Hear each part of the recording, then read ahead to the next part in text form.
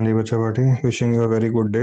ठीक है, स्टार्ट करने जा रहे हैं अभी हम लोग फ्लूइड मैकेनिक्स। और फ्लूइड मैकेनिक्स जो चैप्टर में तुम्हें पढ़ाऊंगा, दो पार्ट में हम लोग इसको पढ़ते हैं। सबसे पहले हाइड्रोस्टैटिक्स, सेकंड पार्ट हमारा आएगा हाइड्रोडायनेमिक्स। ठीक है, नाम से थोड़ा सा हिंट मिलना चालू हो गया होगा। हाइड्रोस्टैटिक्स में क्या मिलने वाला है? Liquid at rest. Hydrostatics, liquid will be stationary, liquid at rest. Stationary liquid के अंदर जो हम डिस्कशन करेंगे, वो सारा डिस्कशन हमारे आने वाला है हाइड्रोस्टैटिक्स के अंदर। Then later on we will be moving to hydrodynamics. नाम समझ में आ रहा होगा फिर से, हाइड्रोडायनेमिक्स, जहाँ पे हम मूविंग लिक्विड के बारे में डिस्कस करेंगे। जहाँ लिक्विड मोशन में आ जाएगा, तब हम जो डिस्कशंस करेंगे that will be called hydrodynamics. तो आज वाली क्लास में मैं हाइड्रोस्टैटिक्स तुम्हारे साथ डिस्कस करने जा रहा हूँ। तो हाइड्रोस्टैटिक्स टॉपिक हम लोग स्टार्ट कर रहे हैं, उससे पहले कुछ टर्म्स के साथ फटाफट फेमिलराइज हो जाते हैं। ठीक है, जो कि काफ़ी टर्म्स तुम लोगों को पहले ही पता ही हैं, बस स्टिल एक बार जल्दी से फास्ट हम लोग इसका रिकैप कर लेते हैं। तो चलो, सबसे पहले यहाँ पे डिस्कशन में तुम्हारे सामने जो कर रहा हूँ, प्रेशर ऑफ लिक्विड।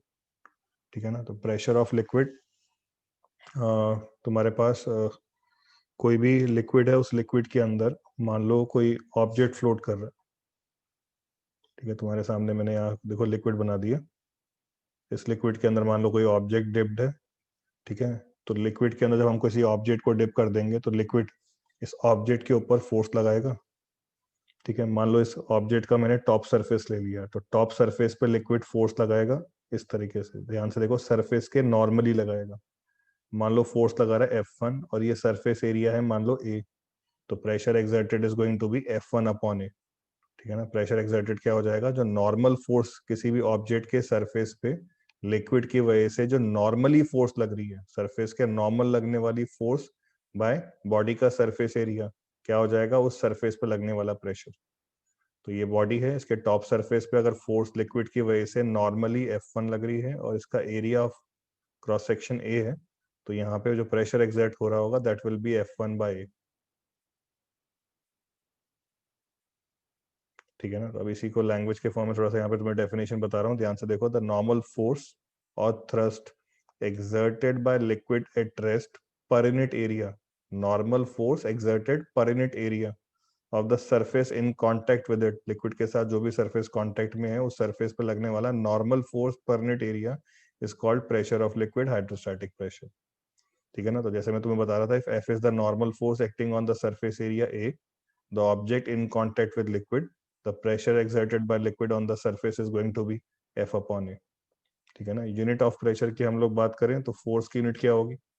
तो फोर्स की यूनिट होगी न्यूटन, एरिया की यूनिट होगी मीटर स्क्वायर, तो प्रेशर की यूनिट हमारी क्या बन जाएगी? एसआई यूनिट्स के अंदर हम लोग बात कर रहे हैं तो Newton per metre square. CGS system में बात करेंगे तो डाइन पर सेंटीमीटर स्क्वायर। और ध्यान से देखो, Newton per metre square, 1 newton per metre square को हम क्या बोल देते हैं? 1 पास्कल। ठीक है ना, अलग अलग साइंटिस्ट को हम लोगों ने के नाम पे हम लोगों ने यूनिट्स को रखा हुआ है। ऐसे प्रेशर के यूनिट को हमने किसी साइंटिस्ट के नाम पे रखा हुआ है, पास्कल के नाम पे रखा हुआ है। ठीक है, तो पास्कल लॉ वगैरह भी हम लोग आज वाली क्लास से पढ़ने वाले हैं। तो पास्कल ने प्रेशर के को यूज करते हुए काफी डिस्कशंस किए थे, फिजिक्स के अंदर ब्रेक थ्रूज की थी, तो उसके नाम के पीछे यूनिट रखी हुई है। तो ऐसा यूनिट हमारी प्रेशर की क्या हो जाएगी? 1 newton per metre square, newton per metre square या फिर पास्कल। ठीक है ना, 1 newton per metre square is equal to 1 pascal. और इसके बाद डायमेंशनल फॉर्मूला की बात करें तो फोर्स का डायमेंशनल फॉर्मूला क्या होता है? तो फोर्स का dimensional formula M1L1T-2 upon area. Area का डायमेंशनल फॉर्मूला क्या होगा? L square. तो M1L1T-2 अपॉन एल स्क्वायर क्या बन जाएगा? M1L-1T-2, प्रेशर का डायमेंशनल फॉर्मूला। इसके बाद फिर हमारे सीबीएसई में क्वेश्चन पूछ लेते हैं, pressure is a scalar quantity और वेक्टर क्वांटिटी। तो तुम देख रहे हो प्रेशर का मैग्नीट्यूड भी है, प्रेशर का डायरेक्शन भी है। तो हमें लगता है प्रेशर का मैग्नीट्यूड भी है, डायरेक्शन भी है, pressure should be a vector quantity. पर ऐसा नहीं होता, pressure is a scalar quantity. किसी भी क्वांटिटी के वेक्टर होने के लिए सिर्फ उसका मैग्नीट्यूड और डायरेक्शन होना सफिशिएंट नहीं है। ठीक है, there is a further condition कि किसी भी पॉइंट पे अगर कोई क्वांटिटी वेक्टर क्वांटिटी है, तो we should be able to assign a single direction at a single point. ठीक है ना, तो मेरी बात को समझो। मेरे पास यहाँ पे कोई कंटेनर है, इस कंटेनर के अंदर लिक्विड है। ठीक है ना, मान लो मैंने इस कंटेनर के अंदर यहाँ पे एक लिक्विड का मॉलिक्यूल ले लिया। तो ये जो लिक्विड का मॉलिक्यूल है, ये प्रेशर कैसे एक्सर्ट करेगा? लेफ्ट की तरफ आसपास वाले मॉलिक्यूल्स पे ये प्रेशर कैसे एक्सर्ट करेगा? लेफ्ट की तरफ, राइट की तरफ, अपवर्ड डायरेक्शन में या डाउनवर्ड डायरेक्शन में? तो मेरी बात समझो, this molecule, liquid molecule is going to exert pressure equally in all direction. काम की बात, इस पॉइंट पे इस लिक्विड मॉलिक्यूल के प्रेशर को अगर मैं डायरेक्शन असाइन करना चाहूँ तो नोटिस करो मैं उसको इस पॉइंट पे एक सिंगल डायरेक्शन असाइन नहीं कर पा रहा, मैं प्रेशर को एक सिंगल एरो से रिप्रेजेंट नहीं कर पा रहा। तो जहां मैं प्रेशर को एक सिंगल डायरेक्शन असाइन नहीं कर पा रहा, सिंगल एरो से असाइन नहीं कर पा रहा, इसलिए प्रेशर को हम क्या मानते हैं, स्केलर क्वांटिटी। देखो बात भी समझो, pressure is a scalar quantity because at one level inside the liquid the pressure due to liquid is exerted equally in all direction. It shows that a definite direction is not associated with the pressure due to liquid. ठीक है ना, एक definite direction तुम pressure को assign नहीं कर पा रहे किसी भी पॉइंट पे, इसलिए प्रेशर कैसी क्वांटिटी है, स्केलर। ठीक है, क्लियर हो गया।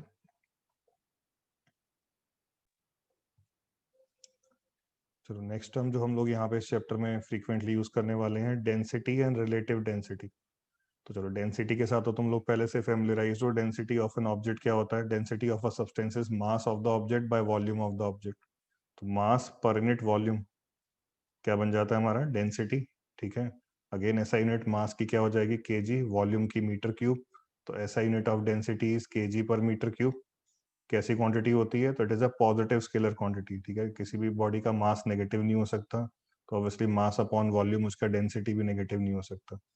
तो density is a positive scalar quantity. Density of water at 4 degree Celsius is 10 की पावर 3 केजी पर मीटर क्यूब।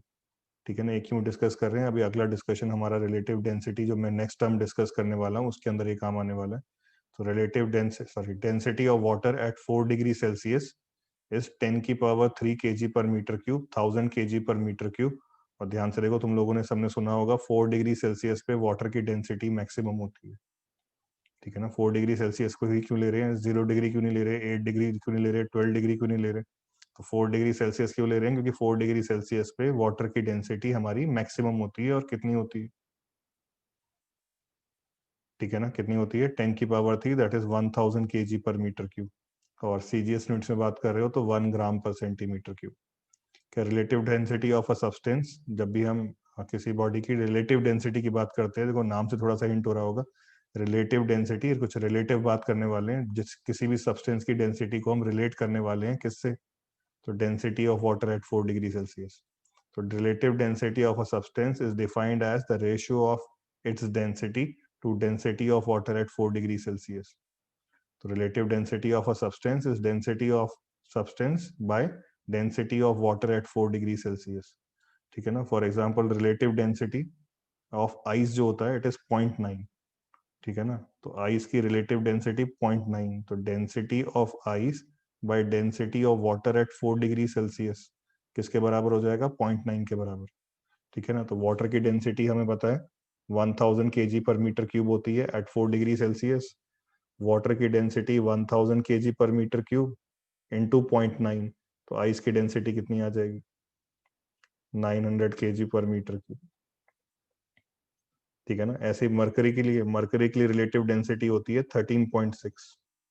ठीक है ना, ये कुछ कॉमन रिलेटिव डेंसिटीज हैं जो हमें याद होनी चाहिए, इसलिए मैं तुम्हें याद करा रहा हूँ। आइस की याद कर लो 0.9, मरकरी की याद करो 13.6।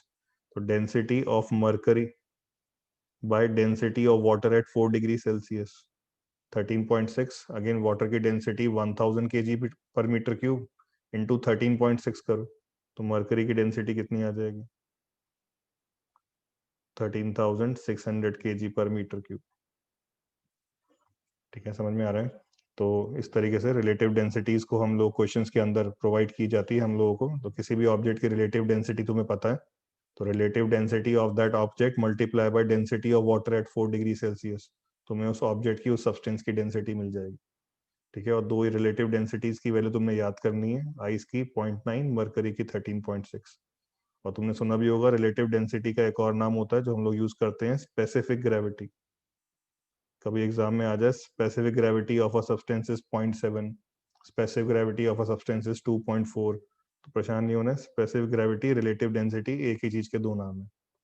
तो density of a substance by density of water at 4 degree Celsius क्या हो जाएगा हमारा, रिलेटिव डेंसिटी, या इसको हम दूसरा नाम क्या दे सकते हैं, स्पेसिफिक ग्रेविटी। स्पेसिफिक ग्रेविटी की वैल्यू आइस के लिए 0.9, मरकरी के लिए 13.6। इसके अलावा कोई भी और मटेरियल कभी किसी एग्जाम में न्यूमेरिकल्स में आएगा तो उसकी रिलेटिव डेंसिटी एग्जामिनर खुद बताएगा, बट आइस की और मरकरी की ये लोग एक्सपेक्ट कर लेते हैं कि हमें पहले से याद हो, इसलिए याद कर लो। चलो अब चैप्टर के अंदर जो कॉन्सेप्ट्स हम लोगों को डिस्कस करने हैं वो कॉन्सेप्ट एक एक करके डिस्कस करना स्टार्ट करते हैं। तो सबसे पहले यहाँ पे हम बात कर रहे हैं variation of pressure with depth. ठीक है ना, तुम्हारे पास कोई लिक्विड है, उसके अंदर जैसे जैसे हम डेप्थ पे जाते जाएंगे, गहराई में जाते जाएंगे, प्रेशर क्या होता जा रहा होता है, लिक्विड का इंक्रीज। वो कैसे इंक्रीज हो रहा होता है, कैसे वेरी कर रहा होता है, उस वेरिएशन को हमें यहाँ पे स्टडी करना है। तो ध्यान से देखो, तुम्हारे सामने यहाँ पे मैंने कंटेनर ले लिया है जो लिक्विड से फिल हुआ हुआ है। एक कंटेनर है, लिक्विड से फिल हुआ पड़ा है। इस कंटेनर के अंदर हम लोगों ने यहाँ पे ये सिलेंडर इमेजिन कर लिया है। सुनना मेरी बात ध्यान से, एक इमेजिनरी सिलेंड्रिकल वॉल्यूम कंसिडर कर लिया है लिक्विड का। लिक्विड के अंदर उसी लिक्विड का ही, कोई हमने एक बाहर से कोई एक्सटर्नल ऑब्जेक्ट नहीं लाए हैं। इस कंटेनर के अंदर मैंने लिक्विड के अंदर ही हमने इसी लिक्विड का एक सिलेंड्रिकल वॉल्यूम एज्यूम कर लिया है, जिस सिलेंडर का हाइट h है। ठीक है, एरिया क्रॉस सेक्शन a है, और ऑब्वियसली यहाँ पे लिक्विड की डेंसिटी हमारी रो है। तो consider a liquid of density rho contain in a vessel in equilibrium of rest. Container में लिक्विड है, रेस्ट पे है। लेट सी एंड डी, ध्यान से देखो डायग्राम में 2 पॉइंट मार्क करके दिखा रखे हैं मैंने, सी और D. Let C and D be 2 points inside the liquid at a vertical distance h। Imagine a cylinder of liquid with axis CD। ध्यान से देखो, imagine a cylinder of liquid, कोई सिलेंड्रिकल ऑब्जेक्ट हमने यहाँ पे dip नहीं किया है। लिक्विड के अंदर लिक्विड का ही सिलेंड्रिकल वॉल्यूम कंसिडर कर रहे हैं। तो imagine a cylinder of liquid with axis CD, जो C और D पॉइंट मार्क करके दिखा रखे हैं, उसी के अलॉन्ग सिलेंड्रिकल वॉल्यूम की एक्सेस है, of length h and cross section area capital A। Cylinder हमने इमेजिन कर लिया है, लिक्विड के अंदर, कंटेनर के अंदर लिक्विड फिल था, लिक्विड के अंदर इसी लिक्विड का हमने एक सिलेंड्रिकल वॉल्यूम इमेजिन कर लिया है। ठीक है, एज्यूम कर लिया है, जिस सिलेंडर का एरिया क्रॉस सेक्शन a है और लेंथ h है। such that point C and D line on the flat surface of the cylinder। तुम्हारे सामने जो इमेजिनरी सिलेंडर ले रखा है, C और D इस सिलेंडर के फ्लैट सरफेस के ऊपर लाई कर रहे हैं। ठीक है ना, तो ध्यान से देखो, mass of liquid in the imaginary cylinder will be, तुम्हारे सामने जो ये सिलेंडर मैंने एज्यूम कर लिया है लिक्विड के अंदर, इसका हाइट कितना है h, एरिया क्रॉस सेक्शन कितना है a। Height into area cross section क्या हो जाएगा, वॉल्यूम। वॉल्यूम इनटू डेंसिटी क्या हो गया, मास। ठीक है ना, तो तुम्हारे सामने यहाँ पे सिलेंड्रिकल मैंने वॉल्यूम एज्यूम कर लिया, इसका मास निकाल लिया। ध्यान से देखो, ये जो सिलेंड्रिकल वॉल्यूम है ये कैसा है, इक्विलिब्रियम में है। सिलेंड्रिकल वॉल्यूम हमारा कैसा है, इक्विलिब्रियम में है, रेस्ट पे है। यहाँ पे कंटेनर के अंदर हमने लिक्विड का सिलेंड्रिकल वॉल्यूम कंसिडर कर लिया है, जो इक्विलिब्रियम में है, स्टेट ऑफ रेस्ट में है। तो जब ये स्टेट ऑफ रेस्ट पे है, ध्यान से देखो, इस पे, इसके ऊपर जो लिक्विड है वो डाउनवर्ड फोर्स लगा रहा होगा। इस इमेजिनरी सिलेंड्रिकल वॉल्यूम के नीचे जो लिक्विड है, उसके प्रेशर की वजह से नीचे वाले फेस पे फोर्स अपवर्ड लग रहा होगा। एट द सेम टाइम इस सिलेंड्रिकल कंटेनर के अंदर, सॉरी, इस सिलेंड्रिकल वॉल्यूम के अंदर, इमेजिनरी सिलेंड्रिकल वॉल्यूम के अंदर जो भी लिक्विड एंक्लोज्ड है, उस पे उसका वेट डाउनवर्ड लग रहा होगा। और ये सारी फोर्सेस को अभी भी डिस्कशन में क्या कर देने वाला हूँ, balance as liquid is in equilibrium, liquid is at rest के लैंग्वेज को फॉलो करते चले जाओ। ठीक है, let P1 and P2 be the pressure of liquid at the point C and D। C वाले पॉइंट पे मैंने प्रेशर को क्या मान लिया, P1। D वाले पॉइंट पे, नीचे वाले फेस पे मैंने प्रेशर को क्या मान लिया, P2। तो ऊपर वाले फेस पे मैंने C वाले पॉइंट पे pressure P1, area of cross section of the cylinder is A। तो ऊपर टॉप सरफेस पे फोर्स लग रही होगी P1A वर्टिकली डाउनवर्ड्स। ऐसे ही इस इमेजिनरी सिलेंड्रिकल वॉल्यूम के नीचे जो लिक्विड अवेलेबल है, नीचे जो लिक्विड अवेलेबल है उसका प्रेशर हम लोगों ने मान लिया है P2। एरिया क्रॉस सेक्शन कितना है फिर से सिलेंडर का, A। तो नीचे वाले फेस पे फोर्स लग रही होगी F2 which will be equal to P2A acting vertically upwards. और कंटेनर के अंदर अभी मास कंटेंट हम लोगों ने निकाला था कितना, volume A into h, volume into density mass, mass into g, M into g, weight of this imaginary liquid cylinder. जो हमने लिक्विड का इमेजिनरी सिलेंडर यहाँ पे कंसिडर कर लिया है, उसका वेट। ठीक है, as the liquid is in equilibrium, ठीक है ना, रेस्ट पे है, इक्विलिब्रियम में है। ठीक है, forces acting on the cylindrical volume will be balanced. ठीक है ना, तो as the liquid is in equilibrium of rest, hence imaginary cylinder of liquid is also in equilibrium state of rest, therefore the net force on it must be 0। तो ध्यान से देखो, downward force F1, downward force mg, upward force F2। तो F1 plus mg minus F2, downward direction में F1, downward direction में mg और upward direction में F2, इन तीनों का रिजल्टेंट क्या आना चाहिए? 0। तो F1 plus mg minus F2 should be equal to 0। ठीक है ना, F1 को हमने रिप्लेस कर दिया P1A से, F2 वाले फोर्स, नीचे वाले फेस पे लगने वाले फोर्स F2 को हमने रिप्लेस कर दिया P2A से, weight mg of the cylindrical volume, अभी हमने डिस्कस किया था AH rho g। ठीक है ना, सब्स्टिट्यूट कर ली वैल्यूज, पूरे में से नोटिस करो A कॉमन आके कैंसिल हो गया और हमारे पास एक्सप्रेशन आ गया P2 minus P1 is equal to rho g h. खैर अभी बात समझो, तुम्हारे सामने ये सिलेंड्रिकल वॉल्यूम मैंने कंसिडर किया था, इसके टॉप सरफेस और बॉटम सरफेस के बीच में हाइट का डिफरेंस h है। तो टॉप सरफेस पे लगने वाला प्रेशर P1 और बॉटम सरफेस पे लगने वाले प्रेशर P2 के बीच में डिफरेंस कितना होगा? रो जी एच। ठीक है ना, ये ध्यान से देखो, ये फॉर्मूला तुमने 9th क्लास में भी सुना होगा। तुम्हारे पास कोई भी लिक्विड है, लिक्विड के अंदर h हाइट पे, अगर लिक्विड के अंदर हम 2 पॉइंट्स ले लें जिनके हाइट का डिफरेंस h है, तो उनके बीच में pressure difference is going to be rho g h. ठीक है ना, बहुत ही इंपॉर्टेंट फॉर्मूला है, अभी आगे काफी फ्रीक्वेंटली हम लोग यूज करने वाले हैं। तो तुम्हारे पास कोई भी कंटेनर है, उसमें लिक्विड फिल्ड है, उस लिक्विड के अंदर अगर मैं कोई भी 2 पॉइंट ले लूं, ए और बी ले लिए मान लो तुम्हारे सामने मैंने 2 पॉइंट्स, और इनके बीच में हाइट का डिफरेंस h है, तो इनके बीच में प्रेशर डिफरेंस होगा रो जी एच। और गैस करो कौन हायर प्रेशर पे होगा? ए हायर प्रेशर पे होगा, बी हायर प्रेशर पे होगा? तो बात समझो, जैसे जैसे हम लिक्विड के अंदर जाते जा रहे हैं, डेप्थ हमारी बढ़ती जा रही है, प्रेशर बढ़ता जा रहा होगा। ठीक है ना, तो बी पॉइंट पे प्रेशर ज्यादा होगा, ए पॉइंट पे प्रेशर कम होगा। बी और ए के बीच में प्रेशर डिफरेंस, हाइट का डिफरेंस h है, तो प्रेशर का डिफरेंस रो जी एच। ठीक है, क्लियर हो गया formula pressure difference h height पे। अगर हम h हाइट के डिफरेंस पे कोई 2 लिक्विड के मॉलिक्यूल्स ले लें in a liquid at rest, तो उन दोनों लिक्विड मॉलिक्यूल्स के प्रेशर का difference is going to be rho g h. जो भी हम लोगों ने डिस्कशन किया उसी के ऊपर यहाँ पे एक छोटे मोटे तुम्हें 1-2 पॉइंट्स में बता रहा हूँ। तो ध्यान से देखो, तुम्हारे सामने मैं यहाँ पे डिस्कशन कर रहा हूँ कि ये जो C और D जो हमने 2 पॉइंट लिए थे लिक्विड के अंदर, अगर ये दोनों पॉइंट सेम हाइट पे होते, देखो इनके बीच में हाइट का डिफरेंस h है, तो इनके बीच में अभी हमने डिस्कस किया pressure difference is going to be rho g h. ऐसे अगर लिक्विड के अंदर अगर हम 2 पॉइंट जो C और D ले रहे हैं, अगर वो हम सेम हाइट पे ले लें, उनके हाइट में डिफरेंस 0 हो जाए, तो कॉमन सेंस है उनके बीच में pressure difference rho g H भी 0 हो जाएगा। तो यही पहला पॉइंट ये डिस्कस कर रहा हूँ अभी तुम्हारे सामने स्लाइड के अंदर। If point C and D are at the same level in the liquid, that is उनके हाइट का डिफरेंस 0 है, तो pressure difference P2 minus P1 equal to rho g h, में h 0 हो जाएगा, प्रेशर डिफरेंस 0 हो जाएगा, दोनों पॉइंट पे प्रेशर इक्वल हो जाएगा। तो ये देखो बात समझो, the pressure is same at all points inside the liquid lying at same horizontal level. ठीक है ना, तुम्हारे पास कोई भी कंटेनर है, उस कंटेनर में लिक्विड है, अगर लिक्विड के अंदर तुम वो पॉइंट्स लेते हो जो सारे के सारे सेम हॉरिजॉन्टल लेवल पे हैं, तो इन सारे पॉइंट्स पे प्रेशर तुम्हें क्या मिलने वाला है? इक्वल। ठीक है ना, प्रेशर डिफरेंस दो लिक्विड, 2 पॉइंट्स के बीच में तुम्हें तभी मिलेगा जब उनके बीच में हाइट का डिफरेंस हो। ठीक है ना, इसके बाद एक और छोटा सा टर्म है, ये हमारे डिस्कशंस में काफी बार हम लोग को यूज करने की जरूरत पड़ सकती है, तो gauge pressure. Gauge pressure at a point in a liquid is the difference of total pressure at that point and atmospheric pressure. देखो मैं एग्जांपल से समझाता हूँ। तुम्हारे पास यहाँ पे कंटेनर है, ठीक है ना, कंटेनर में मैंने लिक्विड फिल किया हुआ है, ये कंटेनर ओपन टू एटमॉस्फेयर है। ठीक है ना, ये हमारा जो कंटेनर है ये ओपन टू एटमॉस्फेयर है, तो कंटेनर का जो हमारे अंदर जो लिक्विड है उसके टॉप सरफेस पे जो लिक्विड के मॉलिक्यूल्स हैं, ध्यान दो उस पे एटमॉस्फेरिक प्रेशर लग रहा होगा। लिक्विड ओपन टू एटमॉस्फेयर है, तो लिक्विड के तुम्हारे कंटेनर के अंदर जो टॉप सरफेस है उसके ऊपर जो एटमॉस्फेयर है वो उस पर प्रेशर एक्सर्ट कर रहा होगा, उसको मैं लिख रहा हूँ पी एटमॉस्फेयर।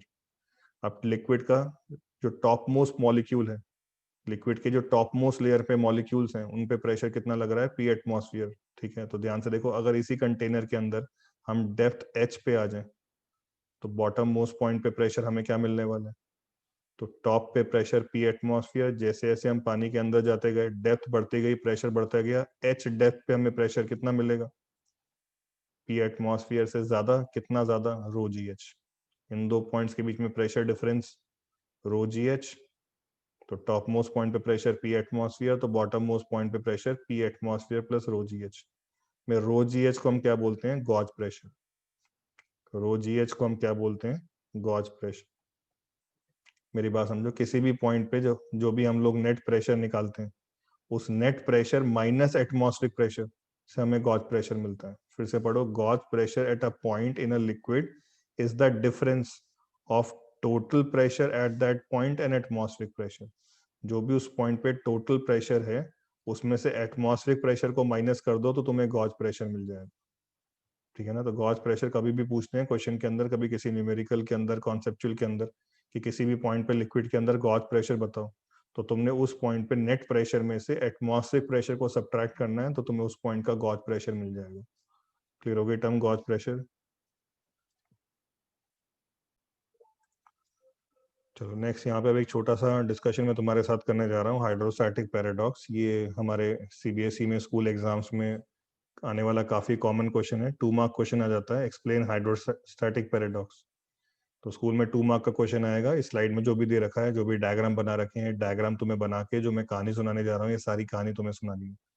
चलो, हाइड्रोस्टैटिक पैराडॉक्स की कहानी क्या होती है, तो ध्यान से देखो। तुम्हारे सामने मैंने ये 3 कंटेनर ड्रॉ करके दिखा रखे हैं, और तुम्हें डायग्राम से समझ में आ रहा होगा, तीनों कंटेनर के अंदर लिक्विड कंटेंट, तीनों कंटेनर के अंदर जो लिक्विड है उनके मासेस अलग अलग हैं। तो ध्यान से देखो, यहाँ पे लिक्विड का मास है मान लो m1, यहाँ पे कंटेनर में जो लिक्विड का मास है m2, यहाँ पे कंटेनर में लिक्विड का मास है m3। तो हम लोग क्या कम करते हैं, कंटेनर के नीचे बॉटम पे हम लोगों ने यहाँ पे पिस्टन्स लगा दिए, और इन पिस्टन पे ये लिक्विड कितने प्रेशर एक्सर्ट कर रहे होंगे, उसको प्रेशर को एक्सर्ट करने के लिए तुम देख रहे हो यहाँ पे मैंने कोई मीटर लगा रखा है। ठीक है ना? कोई प्रेशर मेजर करने वाला मीटर लगा रखा है। पिस्टन पे जो भी प्रेशर लग रहा होगा, ये मीटर उसको मेजर करके बता देगा। तो हमें लगता है कि जिस कंटेनर में लिक्विड का मास ज्यादा है, वहां पे प्रेशर ज्यादा होगा, जिसमें लिक्विड का मास कम है उसमें प्रेशर कम होगा। पर ऐसा नहीं हो रहा। तुम ध्यान से देखो, तुम्हारे सामने तीनों मीटर सेम रीडिंग दिखा रहे हैं, पॉइंटर देखो सेम रीडिंग दिखा रहे हैं। ठीक है? तो यहाँ पे हम लोग एक्सप्लेन करते हैं कि तुम्हारे पास कोई भी कंटेनर में लिक्विड है, तो उस लिक्विड कॉलम का जो प्रेशर होगा, वो mass content of the liquid पर डिपेंड नहीं करेगा। It is going to depend only upon height of liquid column. तुम्हारे सामने जो 3 कंटेनर मैंने बना रखे हैं, तीनों में जो लिक्विड फिल कर रखा है, it is filled up to same height. जब तीनों में हाइट सेम है, तो तीनों के बॉटम पे पिस्टन पे प्रेशर भी सेम आ जाएगा। जैसा भी थोड़ी देर पहले तुम्हें समझा रहा था, मान लो एटमॉस्फेरिक प्रेशर, ये कंटेनर ओपन टू एटमॉस्फेयर है, तो टॉप मोस्ट पॉइंट पे प्रेशर पी एटमॉस्फेयर, तो यहाँ पे एच डेप्थ पे प्रेशर हो जाएगा P atmosphere plus rho g H. यहाँ पे प्रेशर पी एटमॉस्फेयर, तो डेप्थ एच पे P atmosphere plus rho g H. Top पे प्रेशर पी एटमॉस्फेयर, तो डेप्थ एच पे P atmosphere plus rho g h. तो तीनों कंटेनर में मास कंटेंट लिक्विड का अलग अलग है, और लिक्विड कॉलम की हाइट बराबर है, तो प्रेशर तीनों कंटेनर में हमें बॉटम पे सेम मिलने वाला है। तो प्रेशर जो होता है कंटेनर के अंदर, जो लिक्विड कॉलम है, उसके मास कंटेंट पे नहीं, उसके हाइट पे डिपेंड करने वाला है। तुमने अभी थोड़ी देर पहले देख सुना, प्रेशर का formula, pressure difference between 2 points in a liquid is going to be rho g h. अगर दोनों लिक्विड पॉइंट, जो भी पॉइंट्स तुम दो पॉइंट्स लिक्विड के अंदर ले रहे हो, उनके बीच में हाइट का डिफरेंस एच है। ठीक है ना? तो ये चीज आपको लैंग्वेज के फॉर्म में पहले डायग्राम बना दिया और फिर लैंग्वेज से उसको एक्सप्लेन कर दिया। तो each pressure meter will record the same pressure even though the quantity of liquid in is different in different containers. ठीक है? डिफरेंट वेसल्स में तुम देख रहे हो लिक्विड की क्वांटिटी अलग अलग है, पर तीनों के अंदर जो प्रेशर मेजर करने वाला मीटर है, that is going to show equal reading. ठीक है ना? तो हमारा ये हाइड्रोस्टैटिक पैराडॉक्स है। ठीक है ना? हमको लगता है कि जिसमें मास ज्यादा है कंटेनर में, उसमें प्रेशर ज्यादा मिलना चाहिए। जिस कंटेनर में लिक्विड का मास कंटेंट कम है, उसमें प्रेशर कम मिलना चाहिए। पर ये हमारी गलत फहमी है, पैराडॉक्स है, ऐसा नहीं होता। ठीक है ना? तीनों के अंदर हाइट सेम है, तो तीनों में प्रेशर सेम मिलने वाला है। तो it means that the liquid pressure at a point is independent of quantity of liquid, independent of quantity of liquid, but depends upon the depth of point below the liquid surface. This is known as hydrostatic paradox. ठीक है? तो ये तुमने छोटी सी कहानी सुनानी है, diagram बना के आना है स्कूल में, हाइड्रोस्टैटिक पैराडॉक्स को एक्सप्लेन करना है फॉर 2 मार्क्स। तो नेक्स्ट अभी तुम्हारे सामने जो मैं डिस्कशन करने जा रहा हूँ, पास्कल के लॉज ऑफ पास्कल्स लॉ। ठीक है ना? पास्कल ने अपने जो भी एक्सपेरिमेंटल ऑब्जर्वेशंस की थी, उसके बेसिस पे उसने लोगों को कुछ स्टेटमेंट्स दी थी। उन स्टेटमेंट्स को हम यहाँ पे डिस्कस करने जा रहे हैं पास्कल्स लॉ के नाम पे। तो सबसे पहले पास्कल ने लोगों को क्या बताया था, तो Pascal law states that if gravity effect is neglected, then pressure at every point of the liquid in equilibrium of rest is going to be same. ठीक है ना? तुम्हारे पास कोई भी लिक्विड है, तो हमने भी थोड़ी देर पहले पढ़ा, लिक्विड के अंदर अगर मैं कोई दो पॉइंट ले लूँ जिनके बीच में हाइट का डिफरेंस h है, तो उसके बीच में प्रेशर डिफरेंस हमें क्या मिलने वाला है? उन दो पॉइंट्स के बीच में हमें प्रेशर डिफरेंस कितना मिलने वाला है? Rho g h. तो पास्कल ने क्या बोला था? पास्कल ने ये सब प्रेशर डिफरेंस का जो फॉर्मूला रो जी एच है, ये पास्कल ने लोगों को एक्सप्लेन किया था, और वो लोगों को एक्सप्लेन कर रहा था कि अगर ग्रेविटी का इफेक्ट निगलेक्ट कर दिया जाए, अगर किसी कहीं पर भी ग्रेविटी नहीं है, तो acceleration due to gravity G की जगह यहाँ पे क्या आ जाएगा? जीरो। दो पॉइंट्स के बीच में, लिक्विड के अंदर किसी भी दो पॉइंट्स के बीच में प्रेशर डिफरेंस जीरो हो जाएगा।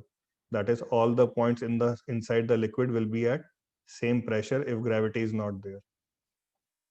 ठीक है ना? पास्कल का पहला स्टेटमेंट जो उसके एक्सपेरिमेंट्स के थ्रू लोगों को समझा रहा था। सेकंड, दिस लॉ, पास्कल का जो लॉ है, पास्कल ने अपने लॉज को एक्सप्लेन करते समय it also accounted for the transmission of pressure in the liquid और गैसेस। खैर क्या उसने स्टेटमेंट दी थी, उस स्टेटमेंट को समझो। तो पास्कल ने स्टेटमेंट दी थी, pascal law states that the increase in pressure at one point of the enclosed liquid in equilibrium of rest is transmitted equally to all other points of the liquid and also to the walls of the container। बात को समझो, ये pascal ने क्या बोला था? तुम्हारे पास कोई भी लिक्विड एट रेस्ट है, उस लिक्विड एट रेस्ट के ऊपर अंदर तुमने कोई एक्सटर्नल प्रेशर एक्सर्ट करा दिया, ठीक है ना? फॉर एग्जांपल देखो, तुम्हारे सामने मैं ये कंटेनर ले रहा हूँ, एग्जाम्पल के थ्रू समझाता हूँ तुम लोगों को, मेरी बात को समझ लो। पास्कल के लॉ को एक्सप्लेन करने की कोशिश कर रहा हूँ, एग्जाम्पल के थ्रू समझाता हूँ, मेरी बात को समझो। तुम्हारे पास यहाँ पे कंटेनर है, ठीक है ना? मान लो ये कंटेनर वैक्यूम में रखा हुआ, ऊपर कोई एटमॉस्फेरिक प्रेशर नहीं लग रहा। ये कंटेनर जो है तुम्हारा, मैंने किसी कमरे में रखा हुआ है, किसी चैम्बर में रखा हुआ है, उसमें मैंने वैक्यूम क्रिएट किया हुआ है। तो ध्यान देखो, ये कंटेनर के लिक्विड अंदर जो लिक्विड है, लिक्विड के ऊपर अगर एटमॉस्फेयर होता, हमारे एयर का एनवेलप होता है एटमॉस्फेरिक, हमारा एटमॉस्फेयर जो हमारा अर्थ का एटमॉस्फेयर है वो यहाँ पे प्रेजेंट होता, तो उसकी वजह से यहाँ पे एटमॉस्फेरिक प्रेशर लगता। पर अभी मैंने कंटेनर को ओपन टू एटमॉस्फेयर नहीं रखा, मैंने एक चैम्बर में जाकर रख दिया है जहाँ पे मैंने पहले से वैक्यूम क्रिएट किया हुआ है। तो ऊपर से प्रेशर कितना लग रहा होगा? जीरो। तो टॉप मोस्ट पॉइंट पे प्रेशर कितना होगा? ठीक है ना? टॉप मोस्ट पॉइंट पे प्रेशर कितना मिलेगा हमें? जीरो। ठीक है ना? डेप्थ एच पे कितना प्रेशर मिलेगा? रो जी एच। डेप्थ एच पे चले गए तो प्रेशर कितना मिलेगा? रो जी एच। ऐसे सोचो, डेप्थ वाई पे चले गए तो कितना प्रेशर मिलेगा? रो जी वाई। ठीक है ना? फॉलो कर पा रहे हो? टॉप मोस्ट पॉइंट पे प्रेशर जीरो, डेप्थ वाई पे रो जी वाई, जीरो से बढ़ते बढ़ते रो जी वाई, डेप्थ एच पे रो जी एच। अब मैंने इस कंटेनर को चैम्बर से निकाला, वो वैक्यूम वाले चैम्बर से निकाला और ओपन टू एटमॉस्फेयर रख दिया। जैसे ही मैं इस कंटेनर को उठा के एटमॉस्फेयर में रखूंगा, ओपन टू एटमॉस्फेयर करूंगा, ऊपर से एटमॉस्फेयर की जो हमारी गैसेस हैं वो इसके ऊपर प्रेशर एक्सर्ट करना चालू कर देंगी। जैसे ही मैंने इसको ओपन टू एटमॉस्फेयर रखा, ऊपर वाले पॉइंट्स पे तुम्हारा जो एयर है वो कांटेक्ट में आके एटमॉस्फेरिक प्रेशर एक्सर्ट करना चालू कर देगी। और ध्यान से देखो, कंटेनर में लिक्विड पहले कैसे था? रेस्ट पे था। अब ओपन टू एटमॉस्फेयर रखने के बाद अभी भी तो रेस्ट पे ही है। तो ध्यान दो, लिक्विड एट रेस्ट है और बाहर से एक्सटर्नल प्रेशर लग गया है पी एटमॉस्फेयर। तो टॉप मोस्ट पॉइंट पे प्रेशर जहां पहले जीरो था, अब क्या हो जाएगा? Zero plus P atmosphere. ऐसे ही डेप्थ एच पे प्रेशर पहले कितना था? Rho g h. जहां तुम्हारा कंटेनर ओपन टू एटमॉस्फेयर किया, एक्सटर्नल प्रेशर पी एटमॉस्फेयर लगा, डेप्थ एच पे प्रेशर हो जाएगा rho g h plus P atmosphere. और ऐसे डेप्थ वाई पे भी rho g y plus P atmosphere. तो पास्कल लोगों को ये एक्सप्लेन कर रहा था कि जब भी हम किसी लिक्विड एट रेस्ट पे एक्सटर्नल प्रेशर लगाते हैं, then that external pressure is equally transmitted to each and every point inside the liquid and to the walls of the container।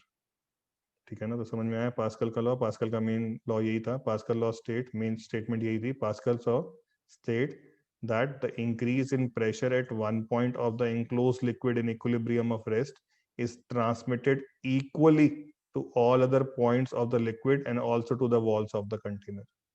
ठीक है ना? पास्कल का लॉ समझाते समय जो भी उसने स्टेटमेंट दी थी, ये दो स्टेटमेंट ज्यादा इंपॉर्टेंट है। ठीक है? बातें तो उसने बहुत सारी की थी, पर ये दो स्टेटमेंट्स हैं जो जिनको हम लोग जिनके ऊपर ज्यादा स्ट्रेस देते हैं। चलो, तो अभी तुम्हारे साथ में पास्कल के जो हमने लॉ के अंदर जो स्टेटमेंट्स पढ़ी, उन स्टेटमेंट्स के उसने लोगों को जो प्रूफ दिए थे, वो प्रूफ मैं तुम्हारे सामने डिस्कस कर रहा हूँ। ठीक है? तो सबसे पहली स्टेटमेंट जो अभी पास्कल लॉ में हम लोगों ने पढ़ी, उसमें हम क्या बात कर रहे थे? Gravity effect is neglected, pressure at all points inside the liquid is going to be same. तो चलो ध्यान से देखो, इसी बात को एक्सप्लेन करने के लिए उसने लोगों के सामने जो एक्सप्लेनेशन दिया था, वो एक्सप्लेनेशन में तुम्हारे सामने लेके आ रहा हूँ। तो कंटेनर ले लिया, कंटेनर के अंदर लिक्विड फिल कर दिया, और ध्यान से देखो फिर से लिक्विड के अंदर लिक्विड का ही इमेजिनरी सिलेंडर कंसिडर कर लिया।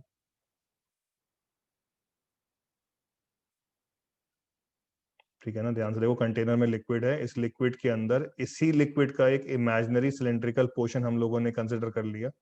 ठीक है, तो ध्यान से देखो ये तो तुम्हारे पास सिलेंडर है, इसके इस वाले सरफेस पे, जो सरफेस को मैं ये डार्क करके दिखा रहा हूँ, यहाँ पे मान लो प्रेशर है P1, इसका एरिया क्रॉस सेक्शन है A, तो यहाँ पे फोर्स लग रही होगी P1 इंटू A। ऐसे ही तुम्हारे पास जो इसका ऑपोजिट वाला क्रॉस सेक्शन एरिया है, इसका भी एरिया क्रॉस सेक्शन तो सेम ही है पूरे सिलेंडर का, यहाँ पे एरिया क्रॉस सेक्शन ए था तो यहाँ पर भी लेफ्ट हैंड पे भी ए ही होगा। ठीक है, यहाँ पे लिक्विड की वजह से मान लो प्रेशर है P2, तो फोर्स कितना लग रहा होगा यहाँ पे P2 इंटू ए। तो इस वाले सरफेस फोर्स लग रहा है F1 P1 इंटू ए, इस वाले सरफेस पे फोर्स लग रहा है F2 P2 इंटू ए।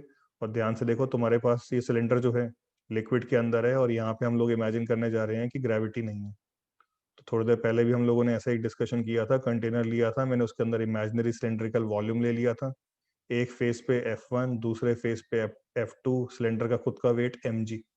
पर यहाँ पे हम लोग ग्रेविटी के इफेक्ट को पास्कल ने क्या कर दिया था, निगलेक्ट की। मान लो ग्रेविटी नहीं है कहीं पर, तो वहां पर क्या होगा, तो यहाँ पे अगर ग्रेविटी नहीं है तो वेट mg तो लगेगा नहीं। एक फेस पे P1 है, दूसरे फेस पे P2 है, और तुम्हारा सिलेंडर कैसा है, रेस्ट पे है, इक्विलिब्रियम में है, तो इस पे लगने वाली नेट फोर्स जीरो नहीं चाहिए। नेट फोर्स को जीरो करें, F1 इक्वल टू F2, क्या आ जाएगा हमारे पास, P1A is equal to P2A। अगर इन दोनों साइड से A से A cancel, P1 equal to P2। तो if gravity effect is neglected, ठीक है, pressure at all point inside the liquid is going to be same. ठीक है ना, gravity effect is neglected, Pascal की स्टेटमेंट याद आ रही है, pressure at all point inside the liquid is going to be same. ठीक है ना, बस वही है, मैंने ऊपर डायग्राम में तुम्हें सारा ड्रॉ करके दिखा दिया। तो तुम्हारे सामने जो मैंने सिलेंडर लिया था उसके क्रॉस सेक्शन सी पे फोर्स लग रही है P1A, क्रॉस सेक्शन डी पे फोर्स लग रही है P2A, और इक्विलिब्रियम में है तो F1 should be equal to F2, P1A should be equal to P2A, P1 equal to P2। ठीक है ना, तो it means that pressure at C and D will be same if gravity effect is neglected. Pascal ने जो statement दी थी उसका explanation. चलो next, अभी मैं तुम्हारे सामने डिस्कस कर रहा हूँ experimental proof of pascal law. ठीक है ना, पास्कल लॉ जो पास्कल अपनी जो स्टेटमेंट दे रहा था उसमें भी थोड़ी देर पहले हम लोगों ने भी सेकंड स्टेटमेंट जो पास्कल की पढ़ी थी। ठीक है ना, वो क्या पढ़ी थी कि जो भी हम लोग लिक्विड एट रेस्ट पे एक्सटर्नल प्रेशर लगाते हैं, then that external pressure is equally transmitted to each and every point inside the liquid and to the walls of the container. तो पास्कल ने अपनी इस स्टेटमेंट को एक्सप्लेन करने के लिए लोगों को एक्सपेरिमेंटल प्रूफ दिया था, एक्सपेरिमेंट करके दिखाया था। तो उस एक्सपेरिमेंट को मैं तुम्हारे सामने डिस्कस करने जा रहा हूँ। तो उसने यहाँ पे एक कंटेनर ले लिया था, हॉरिजॉन्टल प्लेन में हमारे पास यहाँ पे कंटेनर है। ठीक है ना, इस कंटेनर के अंदर ध्यान से देखो उसने 4 होल्स बना दिए थे, 4 होल्स बना दिए थे, A B C D। ठीक है, डायग्राम थोड़ा क्लियर नहीं है, मैं तुम्हें लिख के यहाँ पे डार्क करके दिखा रहा हूँ। 4 इसने होल्स बना दिए कंटेनर के अंदर। यहाँ पे एक हॉरिजॉन्टल कंटेनर है, ठीक है, मैं उसका टॉप व्यू दिखा रहा हूँ। और हॉरिजॉन्टल कंटेनर की, तुम्हारे सिलेंड्रिकल हॉरिजॉन्टल कंटेनर की 4 वॉल्स, सॉरी के अंदर इसने 4 होल्स, सिलेंड्रिकल कंटेनर की जो वॉल्स थी, वर्टिकल वॉल्स थी, उसके अंदर 4 होल्स बना दी, ABCD। ठीक है, तो चलो ध्यान से देखो, तुम्हारे सामने ये 4 होल्स मैंने बना के दिखा रखे हैं, इनके एरिया क्रॉस सेक्शन में मार्क कर रहा हूँ। इसका एरिया क्रॉस सेक्शन है A, इसका एरिया क्रॉस सेक्शन था A/2, इसका एरिया क्रॉस सेक्शन था 2A, इसका एरिया क्रॉस सेक्शन था 3A। ठीक है ना, 4 होल्स बना के दिखा दिए, उनके अलग अलग क्रॉस सेक्शन एरिया ले लिए, एक का एरिया क्रॉस सेक्शन A ले लिया, दूसरे का A/2 ले लिया, तीसरे का 2A ले लिया, चौथे का 3A ले लिया, और यहाँ पे पिस्टन्स लगा दिए। क्या लगा दिए, पिस्टन्स लगा दिए। ठीक है ना, अब लिक्विड यहाँ पे कंटेनर के अंदर लिक्विड है, 4 होल्स बना दिए, उन पे पिस्टन्स लगा दिए। ठीक है ना, अब उसने क्या किया, लिक्विड जो है इन चारों होल से बाहर आना चाहता है, चारों होल से लिक्विड को बाहर आने से रोकने के लिए, इस लिक्विड को यहाँ पे रेस्ट पे मेंटेन करने के लिए उसने 4 आदमी बुलाए और चारों आदमियों से फोर्स लगवाई। ठीक है ना, और चारों आदमियों से पूछ लिया भाई कितनी कितनी फोर्स लगा रहे हो। तो जो क्रॉस सेक्शन ए पे आदमी खड़ा था उसको फोर्स लगानी पड़ रही थी F। मान लो क्रॉस सेक्शन एरिया ए पे जो आदमी खड़ा था उसने जो भी फोर्स लगानी पड़ी, उस फोर्स को मैं नाम दे रहा हूँ F। तो जब हमने क्रॉस सेक्शन बी पे खड़े आदमी से पूछा भाई तुझे कितनी फोर्स लगानी पड़ रही है, तो उसने जवाब दिया ही नहीं जी, जो ए पे फोर्स लगा रहा है आदमी, मेरा तो उससे आधी फोर्स से काम हो जा रहा है, F/2 से ही काम हो जा रहा है। फिर सी पे खड़े आदमी से बोला भाई तुझे कितनी फोर्स लगानी पड़ रही है, तो सी पे खड़े आदमी ने बोला नहीं मुझे तो फोर्स 2F लगानी पड़ रही है, ए को जो फोर्स लगानी पड़ रही है उसके सामने इसको डबल एफर्ट लगाना पड़ रहा था, और ऐसे डी पे खड़े आदमी को 3 टाइम्स। तो यहाँ पे लोगों को पास्कल ने एक्सप्लेन किया कि ध्यान दो, अलग अलग क्रॉस सेक्शन एरिया पे अलग अलग खड़े आदमियों को अलग अलग फोर्स एक्सर्ट करने वाली पड़ रही है, पर नोटिस करो सभी को प्रेशर बराबर एक्सर्ट करना पड़ रहा है। जो एरिया क्रॉस सेक्शन ए पे आदमी खड़ा है वो कितना प्रेशर एक्सर्ट कर रहा है, F/A। ठीक है ना, जो एरिया क्रॉस सेक्शन बी पे आदमी खड़ा है उसको कितना प्रेशर एक्सर्ट करना पड़ रहा है, F/2/A/2, F/A। ऐसे ही बी क्रॉस सेक्शन एरिया सी पे जो आदमी खड़ा है उसे 2F, पिस्टन का एरिया 2A, प्रेशर कितना एक्सर्ट करना पड़ रहा है, 2F/2A, अगेन F/A। और ऐसे डी पे खड़े आदमी को 3F/3A, F/A। तो उसने नोटिस कराया कि देखो जो प्रेशर है, फोर्स तो अलग अलग पिस्टन पे अलग अलग आ रही है, पर प्रेशर सारे पिस्टन्स पे इक्वली ट्रांसमिट हो रहा है, लिक्विड की वजह से प्रेशर इक्वली ट्रांसमिट हो रहा है। ठीक है ना, तो यहीं पे ये सारा एक्सप्लेनेशन तुम लोगों को लैंग्वेज के फॉर्म में करके दिखाना है। Consider a spherical vessel having 4 cylindrical tubes A B C D cylindrical, यहाँ पे हमने होल्स बना रखे हैं, ट्यूब्स उनके साथ कनेक्ट कर रखी है कंटेनर के साथ, each fitted with air tight frictionless piston of area cross section A/2, 2A and 3A respectively. Fill the vessel with an incompressible liquid so that no air gap is left inside the vessel and piston fitted in the various cylindrical tubes. कहीं पे भी air trap नहीं होनी चाहिए, ठीक है ना, incompressible liquid है और कहीं पर भी बीच में एयर ट्रैप नहीं है। पुश द ए, जो ए वाला पिस्टन है उसको उसने पुश करवाया फोर्स F से, pressure developed on the liquid was F/A। ठीक है ना, ए पे खड़ा आदमी फोर्स लगा रहा है F, प्रेशर कितना एक्सर्ट कर रहा है, F/A।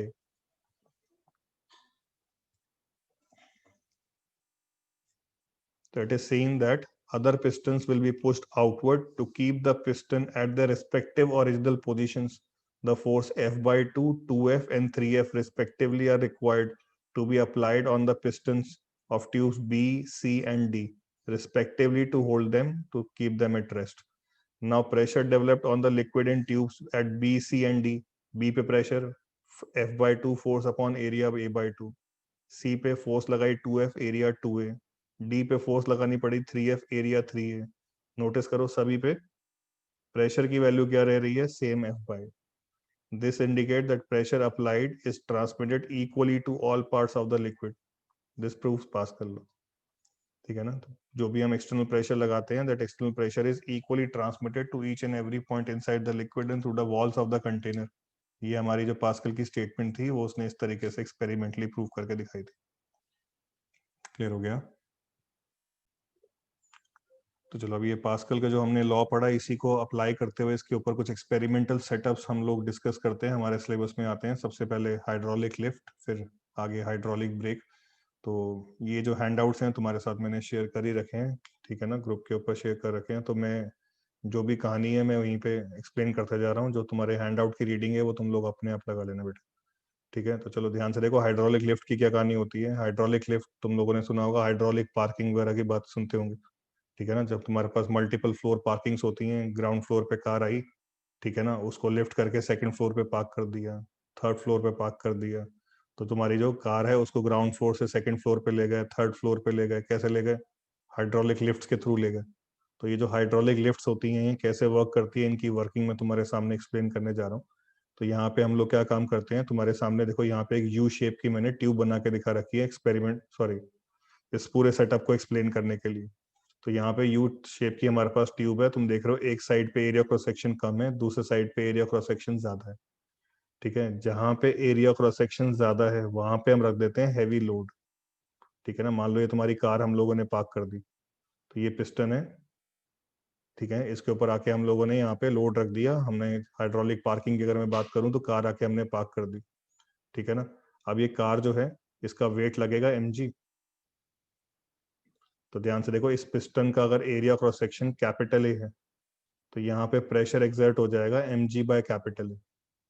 नोटिस करो इस कार को यहाँ पे पार्क करने से पहले दोनों ही पिस्टन पे एक्सटर्नल प्रेशर कितना था, P एटमॉस्फेयर P एटमॉस्फेयर। ठीक है ना। दोनों ही कंटेनर के बॉटम मोस्ट पॉइंट पे, दोनों ही ट्यूब्स के बॉटम मोस्ट पॉइंट पे अगर तुम प्रेशर पे दिमाग लगाओ तो प्रेशर यहाँ पे कितना होगा, P atmosphere plus rho g h. ठीक है ना, एटमॉस्फेरिक प्रेशर लग रहा होगा ऊपर से, पी एटमॉस्फेयर, यहाँ पे इस लिक्विड कॉलम की हाइट में एच एज्यूम कर रहा हूँ, तो बॉटम मोस्ट पॉइंट पे P atmosphere plus rho g H. Same कहानी यहाँ पर भी प्रेशर क्या रहा होगा, P atmosphere plus rho g H.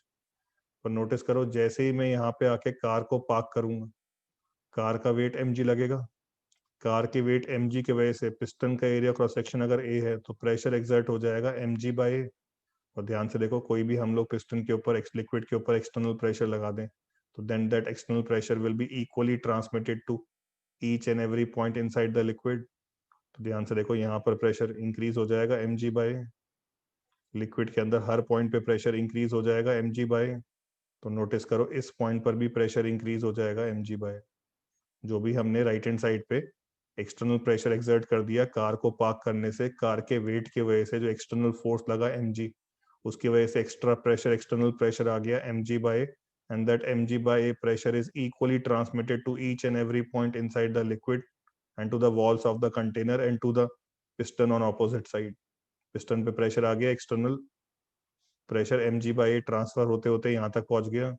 अब ध्यान से देखो, कार के वेट की वजह से राइट वाला पिस्टन नीचे जाना चाहेगा, लेफ्ट वाला पिस्टन ऊपर जाना चाहेगा। इस लेफ्ट वाले पिस्टन को ऊपर जाने से रोकने के लिए हमें यहाँ पे कुछ ना कुछ एक्सटर्नल फोर्स लगानी पड़ेगी।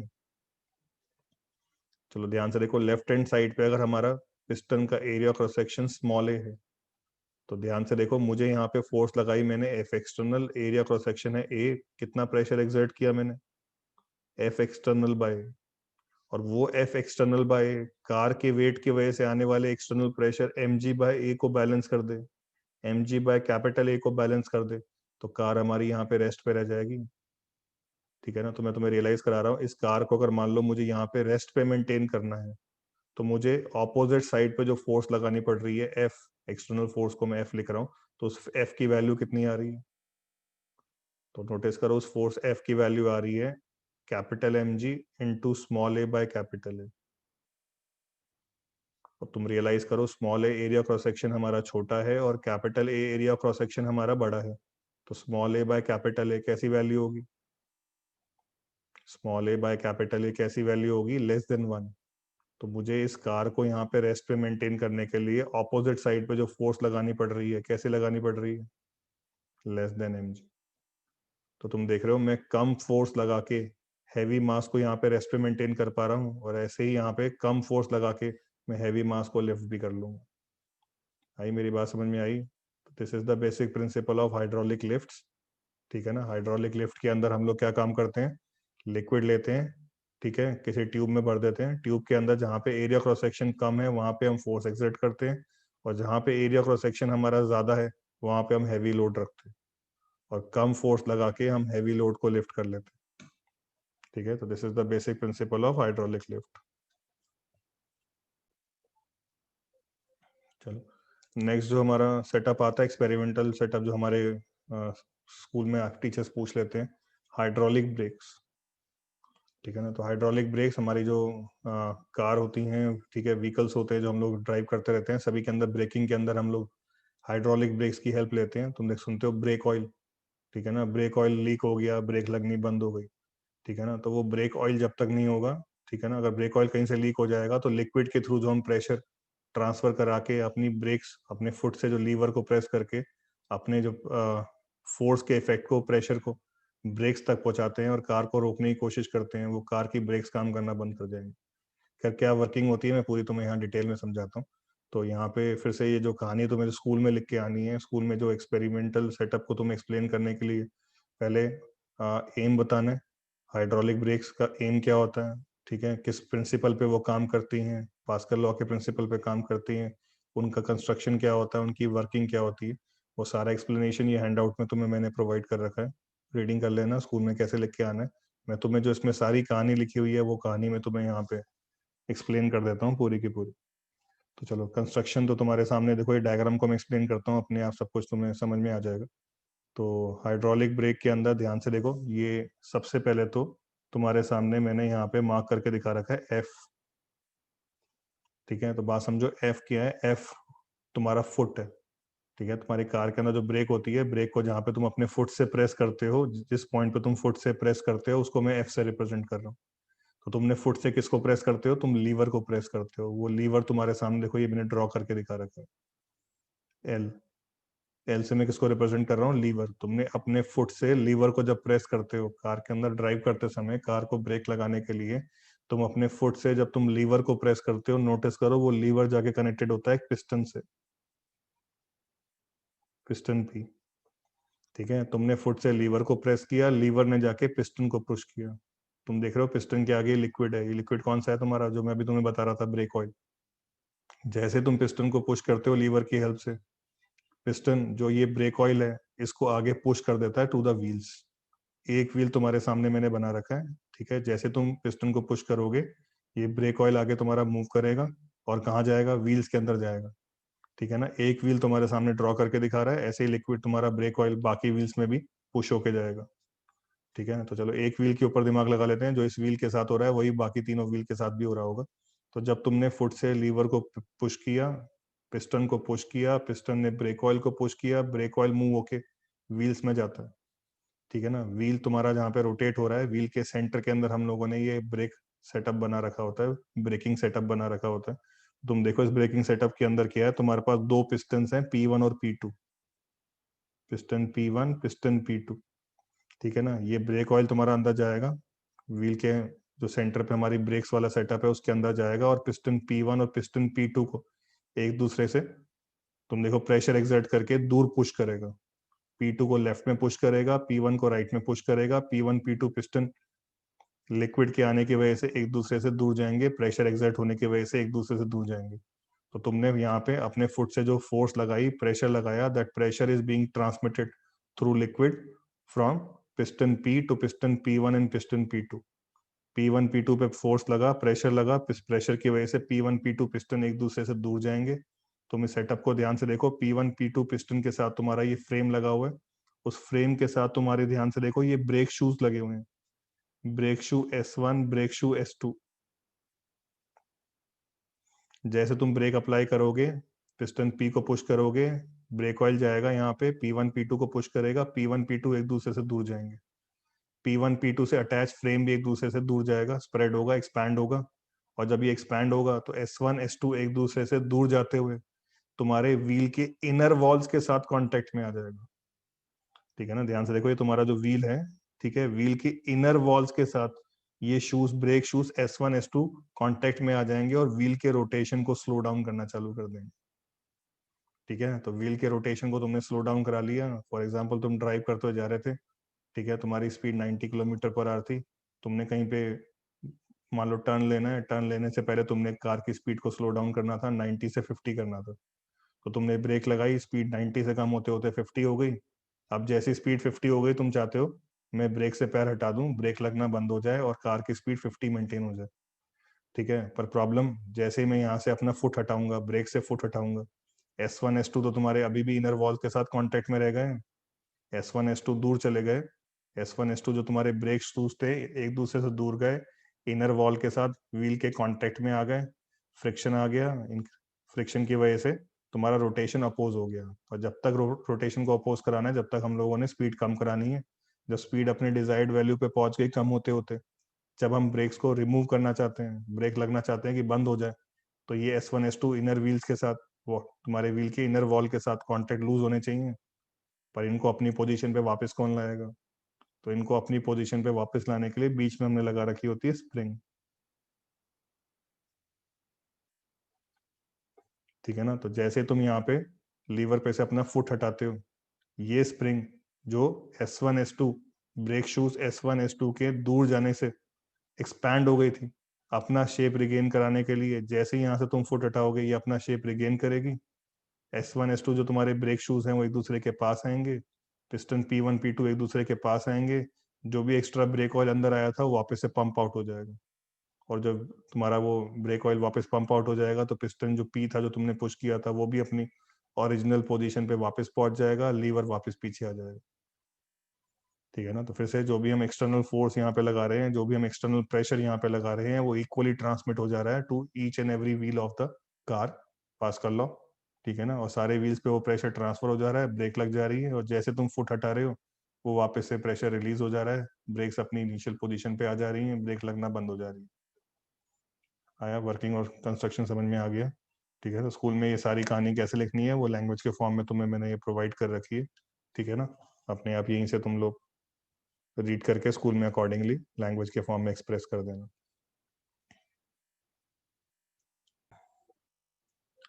चलो नेक्स्ट एक्सपेरिमेंटल सेटअप जो हमारे फिर से हाइड्रोस्टैटिक्स के अंदर आता है, ये सेटअप तुम्हारे सामने मैंने बना के दिखा रखा है, इसको हम नाम देते हैं मैनोमीटर। ठीक है ना, मैनोमीटर क्या करता है, किसका क्या यूज होता है, मैं तुम्हें समझाना चालू करता हूँ। तो भाई फॉर एग्जांपल मेरे पास यहाँ पे मान लो कंटेनर है कोई, इस कंटेनर के अंदर कोई गैस इंक्लोज्ड है। ठीक है, अब कंटेनर में कोई गैस इंक्लोज्ड है, इस गैस का प्रेशर कितना है मुझे मेजर करना है। कंटेनर के अंदर मेरे पास कोई गैस इंक्लोज्ड है और इस गैस का प्रेशर कितना है मुझे वो इंक्लोज गैस का प्रेशर पता करना है। तो उसके लिए हम लोग ये मैनोमीटर वाला सेटअप यूज कर लेते हैं। मैनोमीटर के अंदर क्या होता है, हमारे पास यू शेप की ट्यूब है, देखो यू शेप की ट्यूब है।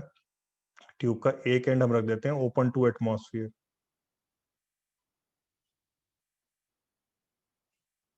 एक एंड तो हमने रख दिया ओपन टू एटमॉस्फेयर और दूसरे एंड पे लगा दिए गैस चैम्बर, जिसके अंदर एंक्लोज गैस का हमें प्रेशर मेजर करना था।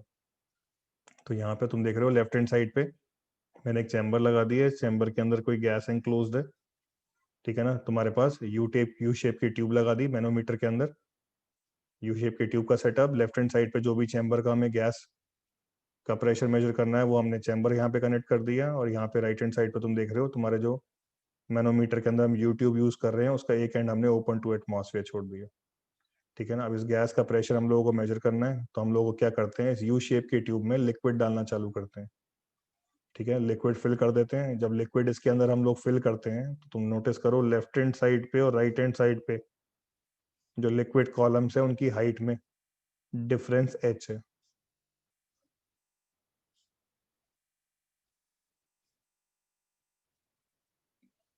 ठीक है, तो बेसिकली हमारे पास मैनोमीटर के सेटअप के अंदर जो हमने यू शेप की ट्यूब ले रखी है उसमें हमने लिक्विड फिल कर दिया, लेफ्ट हैंड साइड पे लिक्विड कॉलम और राइट हैंड साइड में लिक्विड कॉलम के अंदर जो हाइट का डिफरेंस था वो हाइट का डिफरेंस h हम मेजर कर लेते हैं। और ये हाइट h हमें गैस का प्रेशर मेजर करने में हेल्प करेगी। कैसे हेल्प करेगी, ध्यान से देखो। तो नोटिस करो ए पॉइंट पे प्रेशर, तुम्हारे सामने जो यहाँ पे डायग्राम के अंदर ये ए पॉइंट मैंने मार्क करके दिखा रखा है, ए पॉइंट पे प्रेशर समझो किसके बराबर होगा, प्रेशर ऑफ गैस के बराबर होगा। यहाँ पे कंटेनर में जो भी गैस इंक्लोज्ड है उस गैस का प्रेशर ए पॉइंट पे एक्ट हो रहा होगा। ठीक है, नोटिस करो इस यू शेप की ट्यूब के अंदर ए वाला पॉइंट और बी वाला पॉइंट सेम हाइट पे है। जब ए और बी सेम हाइट पे हैं, दोनों के बीच में हाइट का डिफरेंस जीरो, तो दोनों पॉइंट पे प्रेशर सेम होगा। ठीक है ना, लिक्विड एट रेस्ट पे भी थोड़ी देर पहले तुम्हें मैंने पढ़ाया, सेम हॉरिजॉन्टल लेवल पे सेम प्रेशर मिलता है। दो पॉइंट्स के बीच में हाइट का डिफरेंस h है तो pressure difference rho g h. अगर दो पॉइंट सेम हाइट पे हैं, सेम हॉरिजॉन्टल लेवल पे है, तो दोनों पे सेम लिक्विड में सेम हाइट पे प्रेशर सेम मिलेगा। अगर लिक्विड के अंदर लिक्विड एट रेस्ट के अंदर हम दो पॉइंट ले लें which are at same height, तो उनके बीच में pressure difference rho g h में एच जीरो, प्रेशर दोनों पॉइंट पे क्या मिल जाएगा, इक्वल।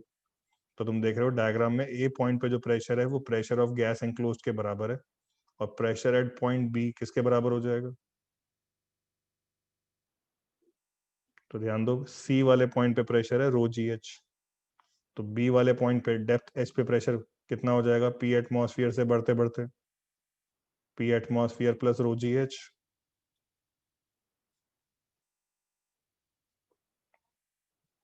मैं तुम्हें अभी एक्सप्लेन कर रहा था, as A and B are on same horizontal level in same liquid, A और बी पे प्रेशर इक्वल होगा। तो ए और बी पे प्रेशर को मैं इक्वेट करूं तो pressure of gas is equal to P atmosphere plus rho g h. काम के बाद चैम्बर के अंदर जो गैस इंक्लोज्ड है उस इंक्लोज्ड गैस का हम लोगों ने प्रेशर ढूंढ निकाला। समझ में आया मैनोमीटर का सेटअप कैसे यूज करते हैं। ठीक है ना, तो सिंपल सा सेटअप है, यू शेप की ट्यूब। ठीक है ना, एक साइड पे चैम्बर लगा दिया जिसमें गैस एंक्लोज है जिसका प्रेशर हमें पता करना है, प्रेशर अननोन है पता करना है, और राइट हैंड साइड को हमने open to atmosphere. U shape की ट्यूब में लिक्विड फिल करेंगे, लिक्विड फिल करने पे लेफ्ट हैंड साइड और राइट हैंड साइड पे लिक्विड कॉलम की जो हाइट का डिफरेंस होगा वो हाइट का डिफरेंस हम लोग मेजर करके P atmosphere plus rho g H pressure of gas enclose निकाल लें।